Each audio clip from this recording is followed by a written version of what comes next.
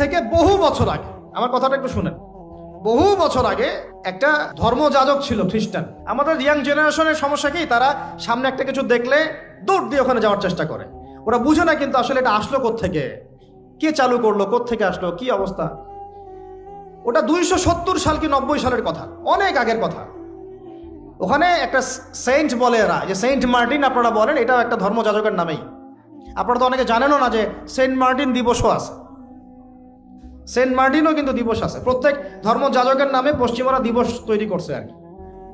Saint Martin দিবস কবে জানেন আপনারা? 11 নভেম্বর। কত তারিখ? 11 নভেম্বর। তা ওটা আবার পালন করতে যায় না, বললাম যে বলতে চাই না, তা বলে ফেললাম। প্রত্যেক সেন্টের নামে ওরা এরকম করে একটা দিবস বানায়, ওদেরকে স্মরণীয় করে রাখার জন্য। কথা বুঝতে পারছেন? আমরা কি কখন আবু বকর দিবস বানিয়েছি? ওমর দিবস বানিয়েছে? ইসলামে বদর দিবস বলে কিছু আছে, উহুদ দিবস আছে, মক্কা বিজয়ের দিনও কি আমরা বিজয় দিবস পালন করি? ইসলামে আছে ঈদ উল ফিতর, ঈদ উল আজহা। কি আছে?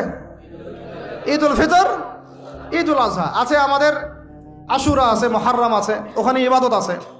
তারপরে আমাদের আরাফার দিনে সওমের ব্যাপার আছে, জিলহজে হজের ব্যাপার আছে, রমাদানের ব্যাপার আছে, এইগুলো আছে। আমরা কি নির্দিষ্ট করে কোনো দিনকে শুভ অশুভ এরকম ফিক্স করি?